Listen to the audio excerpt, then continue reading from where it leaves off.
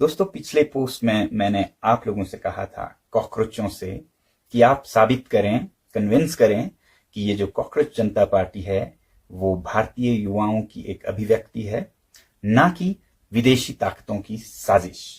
तो इसके बाद आप लोगों में से बहुतों ने कमेंट्स में इसके बारे में लिखा है और दीप के जी ने मुझसे राब्ता कायम की, मेरी उनसे बात हुई और उन्होंने ये डेटा मेरे साथ शेयर किया जो अभी मैं आपके साथ बांट रहा हूं।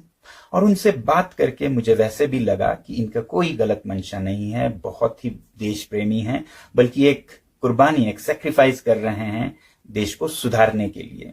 और आपने ये भी देखा होगा कि 6 तारीख को शनिवार को वो दिल्ली में लोगों को बुला रहे हैं ताकि हम शिक्षा मंत्री के इस्तीफे के बारे में मांग करें। अब उनका और आप लोगों का कारण तो नीट के पेपर्स या CUET और CBSE के इम्तिहान हो सकते हैं, मगर मेरे लिए ये और भी बड़ा मुद्दा है।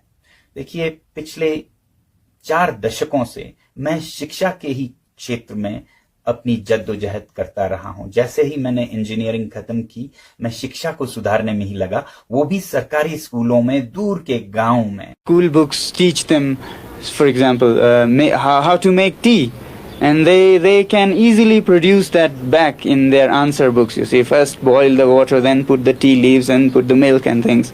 But they can only write that on paper. They cannot make tea. और जब मैं कुछ बदलता नहीं देखता हूं तो मायूस हो जाता हूं, कुछ करने की जरूरत महसूस करता हूं।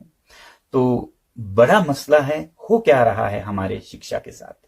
बहुत अच्छे नीतियां आ रही हैं जिनसे मैं बहुत खुश हूं। नई शिक्षा नीति आप लोगों ने देखा होगा, मगर उस पे अमल कितना हो रहा है, ग्राउंड पर, जमीन पर कितना उतर रहा है, उसे देख के मैं बहुत मायूस होता हूं। उसी तरह आपने देखा होगा विकसित भारत की एक अभियान है, डेवलप्ड इंडिया बाय 2047। अब ये विकसित भारत किसे न पसंद आए, मगर इसकी भी अमल को अगर देखें तो शायद आप मायूस हो जाएंगे। 2047 में भारत विकसित होगा कि नहीं, ये देखना है तो मेरे पास एक जादू का नुस्खा है। मैं मिला देता हूं आपको विकसित भारत के 2047 के कर्ता धर्ताओं से। उनकी हालत देखिए और आप बताइएगा क्या विकसित भारत सच होने वाला है। आइए मैं दिखाता हूं। ये वो बच्चे हैं जो आज प्री प्राइमरी क्लासेस में हैं भारत के गांव में। यही होंगे 25-30 साल के 2047 में, यही चला रहे होंगे भारत को। तो क्या आपको लगता है भारत विकसित होने वाला है अगर ये हालत रही हमारे विद्यालयों की? इसलिए मैं कहता हूं कि मंशा बहुत अच्छी है। मंशा के लिए मैं सरकार को 10 में से 10 दूंगा, मगर फिर अमल या हरकत उस पर कितनी होती हो वो फैसला करेगा कि बरकत कितना होता हो, क्योंकि हरकत में ही बरकत है, सिर्फ तमन्नाओं से नहीं बनता है एक देश।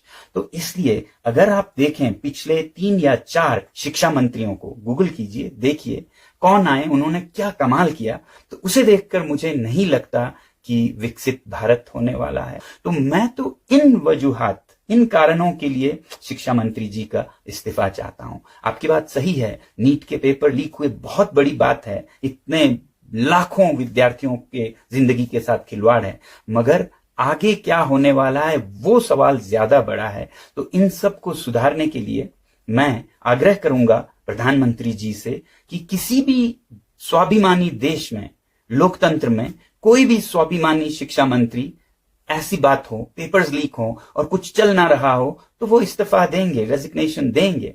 तो मुझे उम्मीद है कि ये अगले कुछ दिनों में होगा, या फिर बदल या फिर इस्तीफा। और अगर ऐसा नहीं होता है 5 जून तक भी, तो मजबूर होकर 6 जून को मैं भी आप लोगों से जुड़ूंगा ये आग्रह करने के लिए दिल्ली में। तो मैं तो आ रहा हूं दिल्ली आप लोगों से जुड़ने के लिए, दीप के जी से जुड़ने के लिए।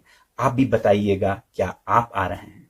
साथियों, मेरा एक नारा रहा है, if not now when, if not us who.